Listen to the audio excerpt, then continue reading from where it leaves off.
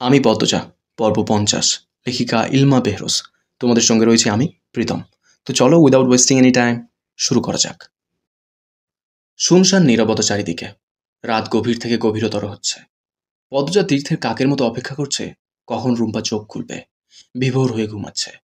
পদ্মজা নির্লিপ্ত ভঙ্গিতে বসে আছে। দরজায় কেউ টোকা দিতেই পদ্মজা সাবধান হয়ে গেল। রুম্পার নিরাপত্তা নিয়ে তার মন অস্থির হয়ে আছে। সে গম্ভীর কণ্ঠে জানতে চাইল, কে কে ওখানে? আমি। আমিরের কণ্ঠ শুনে পদজা ফোঁস করে নিঃশ্বাস ছাড়ল। এরপর দরজা খুলল। আমিরের চুল এলোমেলো, ক্লান্ত দেখাচ্ছে। সে পদজাকে দেখে বলল, ঘুম ভেঙে গেল, তোমাকে মনে পড়ছে। আমি তো এখন যেতে পারবো না। আমি থাকি তাহলে? আমিরের নির্বিকার কণ্ঠ। পদজা চোখ রাঙিয়ে বলল, শীতের রাতে মাটিতে থাকবেন? রুম্পা ভাবি বিছানায় ঘুমাচ্ছে। এই ঘরে থাকলে মাটিতেই থাকতে হবে। ঘরে যান। মাটিতেই থাকবো? ধুর, আপনি সবসময় ঘাড় তেড়ামি করেন। আপনাকে তো আমি বলে এসেছি কতটা দরকার রুম্পা ভাবির সাথে থাকা। গতদিনও বোনদের সাথে ছিলে, আজ রুম্পা ভাবির সাথে। কয়টা দিনই তো, আজীবন একসাথেই থাকবো। আচ্ছা যাচ্ছি। এখনো ঘুমাওনি কেন? পদজা একবার রুম্পাকে দেখে নিয়ে বলল, এই তো ঘুমাবো। আমি চারপাশ দেখে বলল, আর সাবধানে থাকবে। রিদওয়ান দোতলায় ঘুরঘুর করছে। ভয় পাবে না, আমি আছি। পদজা চিন্তিত আমিরের চোখের দিকে তাকালো। বলল, আপনি আমার সাথে থাকতে নয়, দেখতে আসছেন আমি ঠিক আছি নাকি, তাই না? ভয় পাবেন না তো একদম? আমির দুই হাতে পদজার দুই গাল ধরল। আমি তো জানি আমার পদ্মবতী কতটা সাহসী। এই জন্যই এই বাড়িতে আসার সাহস করতে পেরেছি। আহ্লাদ হয়েছে? এবার যান। আমির হেসে চলে গেল।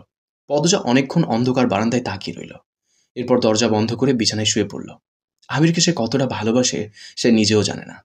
আমিরের প্রতিটি স্পর্শ, কথায়, ছন্দে হৃদয় স্পন্দিত হয়। আমিরের পাগলামি, খেয়াল রাখা, দায়িত্ববোধ সবকিছু পদজাকে মুগ্ধ করে। একজন আদর্শ স্বামী বোধ হয় একেই বলে। আমিরের কথা ভাবতে ভাবতে কখন যেন সে ঘুমিয়ে পড়ল। ভালোবাসার মানুষদের নিয়ে ভাবার সময়টা জাদুর মতো। চোখের পলকে নির্ঘুম রাত কেটে যায়, নয়তো নিজের অজান্তে আবেশে ঘুম চলে আসে। সকালে উঠেই পূর্ণাকে গিয়ে ডেকে তুলল পদজা। এরপর রুম্পার ঘরে এসে নামাজ পড়ল, কোরআন পড়ল। রুম্পার ঘুম আরও কিছুক্ষণ পর ভাঙে। রুম্পাকে ধরে ধরে টয়লেটে নিয়ে যায় পদজা। এরপর রুম্পাকে রেখে রান্নাঘর থেকে খাবার আনতে যায়। ফরিনা মাত্র চুলা থেকে খিচুড়ি নামিয়েছেন। আম্মা, ভাবির জন্য খিচুড়ি নিয়ে যাই, বলল পদজা। ফরিনা হেসে বললেন, এইটা আবার কম লাগে, লইয়া যাও। তুমি খাইবা কোন সময়?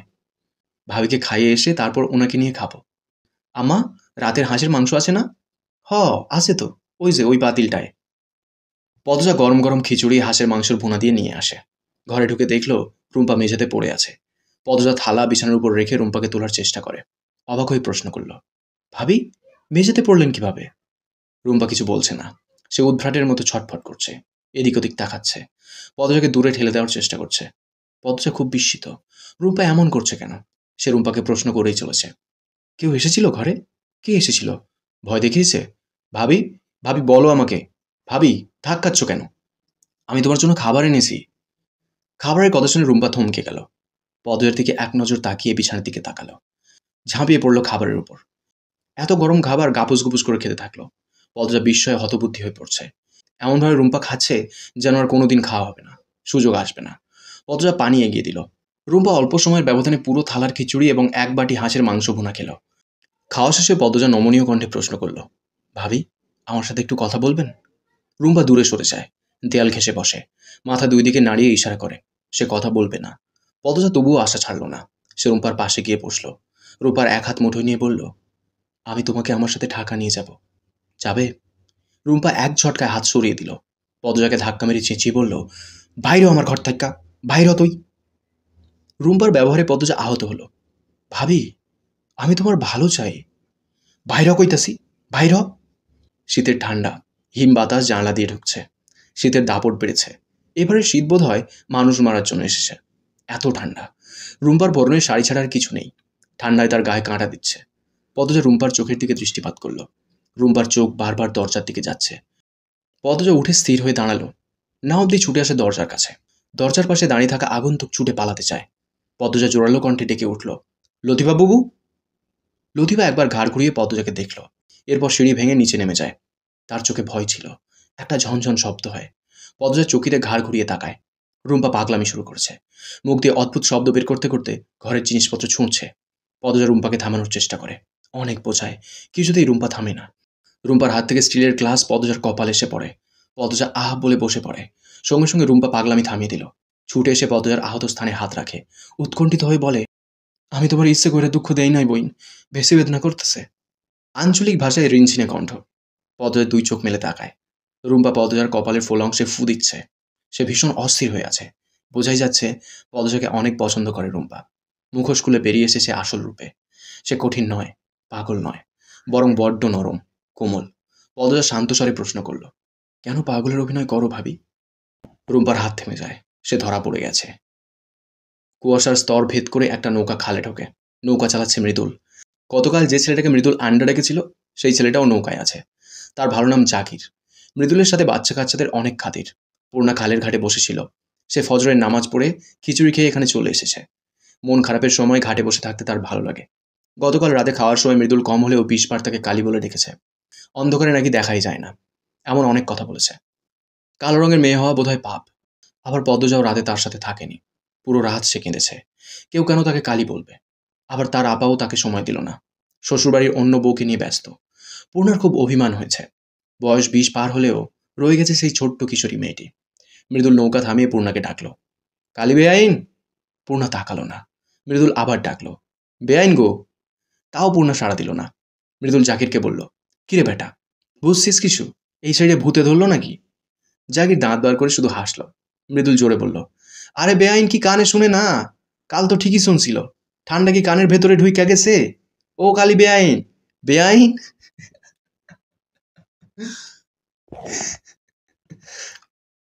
পূর্ণা হুট করে উঠে দাঁড়ালো। আঙুল শাসিয়ে মৃদুলকে বলল, আপনার কি মা বাপ নাই? থাকলেও শিক্ষা দেয়নি যার দ্বারে যা ইচ্ছে ডাকা উচিত না? অসভ্যতা অন্য জায়গায় করবেন, আমার সামনে না। আমি কালো, আমি জানি। আপনাকে কালী বলে সেটা মনে করিয়ে দিতে হবে না। আমি আপনাকে অনুমতি দিইনি আমাকে কালী ডাকতে বা বেআইন ডাকতে। আমি আপনার বেআইনও না। আমার দুলাভাইয়ের আপন ভাই না আপনি। কোথাকার কে আপনি? এই ফর্সা চামড়ার দেমাগ দেখান। আরেকবার আমাকে কালী বললে আমার চেয়ে খারাপ কেউ হবে না। কথা শেষ করেই পূর্ণা কুয়াশার আড়ালে হারিয়ে যায়। রেখে যায় অপমানে থমথম করা একটা মুখ। মৃদুল ঘর থেকে বেরোতে পারছে না। তাকে একটা মেয়ে এভাবে বলেছে। তার মতো সুন্দর ছেলের জন্য গ্রামের সবকটি মেয়ে পাগল। আর এই কালো মেয়েটা তাকে এভাবে অপমান করলো। মৃদুল রাগে বইটা ছুঁড়ে ফেলে খালে। নৌকা থেকে রাগে নামতে গেলে তার এক পায়ে নৌকা ধাক্কা খেয়ে গেল। ফলে নিমেষে দূরে চলে যায় নৌকাটি। নৌকায় থাকা ছেলেটি চিৎকার করলো, মৃদুল ভাই, আমি আয়াম কেমনে? বইটাও ফালাইয়া দিছ। মৃদুল বিরক্তি নিয়ে ফিরে তাকালো। সত্যি নৌকা তো অনেক দূরে চলে গিয়েছে। এই ঠান্ডার মধ্যে ছোট বাচ্চাটা সাঁতরে পাড়ে আসবে কিভাবে? মৃদুল রাগ একপাশে রেখে বরফের মতো ঠান্ডা জলে ঝাঁপ দিল। রুম্পা থেমে থেমে কাঁদছে। পদজা অনবরত প্রশ্ন করে যাচ্ছে। সে ভীষণ অস্থির। একজোড়া পায়ের শব্দ ভেসে আসতেই রুম্পার কান্না থেমে গেল। যেন এই পায়ের শব্দগুলো সে চেনে। রুম্পা কাঁপতে থাকলো। রুম্পার অবস্থা দেখে পদজার শির দাঁড়া পেয়ে ঠান্ডা স্রোত গড়িয়ে যায়। রুম্পা পদজার এক হাত ধরে চাপা স্বরে দ্রুত বলল, এখান থাইকা চইলা যাও বইন, আর আগাইও না। ওরা পিচাসের মতো, সিঁড়া খাইয়া ফেলবো। ওদের দয়া মায়া নাই। তুমি অনেক ভালা। তোমারে কোনোদিন ভুলতাম না আমি। তুমি এখানে থাইকো না। তুমি এই বাড়ির কেউ এর লগে যোগাযোগ রাখো না। ওরা কি করেছে? ভাবি, অনুরোধ করছি আমাকে বলুন। ভাবি, অনুরোধ করছি। রুম্পা সেকেন্ডে সেকেন্ডে ঢোক গিলছে। পায়ের শব্দটা যত কাছে আসছে তার কাঁপুনি তত বাড়ছে। সে ছলছল চোখে পদ্মের দিকে তাকিয়ে কোনো মতে বলল, পিছনে, উত্তরে, ধর ধর রক্ত। পর মুহূর্তে দরজা ঠেলে রুমে ঢুকে খলিল হাওলাদার। এত জোরে দরজা ধাক্কা দিয়েছেন যে বিকট শব্দ হয়। তুমি এই ঘর থাইকা বাইর হও। অনেক অবাধ্যতা দেখাইছো। আর না। খলিলের চোখ ধুলি দেখে পদ্মার রক্ত ছলকে ওঠে, গাঢ় লাল। সে 2 হাতে রুম্পাকে জড়িয়ে ধরে বলল, আমি রুম্পা ভাবির সাথে থাকবো। থাকবা না তুমি? কেন জানতে পারি? একটা পাগলের সাথে কিসের থাকুন? রুম্পা ভাবি পদজা কথা শেষ করতে পারল না। বুকে মুখ লুকিয়ে রাখা রুম্পা পিঠে চিমটি দিয়ে ভেজা কণ্ঠে ফিসফিসিয়ে বলল, কইও না, আমি পাগল না, কইও না, দোহাই লাগে। পদজা থেমে গেল। খলিল বললেন, বাড়াইয়া যাও বউ। পদজা নাসরবান্ধ হয়ে বলল, যাবো না আমি। রুম্পা ভাবির সাথে থাকবো আমি। রুম্পা পদজাকে ধাক্কা মেরে দূরে সরিয়ে দিয়ে আবার পাগলামি শুরু করে। খলিল রুম্পাকে আঘাত করার জন্য উদ্যত হতেই পদজা বাধা হয়ে দাঁড়ালো। বলল, নিজের মেয়েকে অমানুষের মতো মারতে পারেন বলে সবার মেয়েকে মারার অধিকার পাবেন না। পদজার কথা মাটিতে পড়ার আগে খলিলের শক্ত হাতের থাপ্পড় পদজার খালে পড়ে। পদজা ব্যথায় মা বলে আর্তনাদ করে উঠল। এতক্ষণ শুনলে আমি পদজ উপন্যাসের 50তম পর্ব। উপন্যাস এবার একটা নতুন মোড়ে চলে যাবে, একদম যেটা আনপ্রেডিক্টেবল, আনইমাজিনেবল। তো কমেন্ট করে জানিও কেমন লাগলো এই পর্বটা। তোমাদের একটা কমেন্ট আমাকে প্রচুর মোটিভেট করে। পরবর্তী পর্বগুলো খুব শীঘ্রই চলে আসবে এই চ্যানেলে, তাই চ্যানেলটাকে সাবস্ক্রাইব করে রেখো। দেখো খুব তাড়াতাড়ি। ততক্ষণ সুস্থ থেকো, ভালো থেকো। Thank you.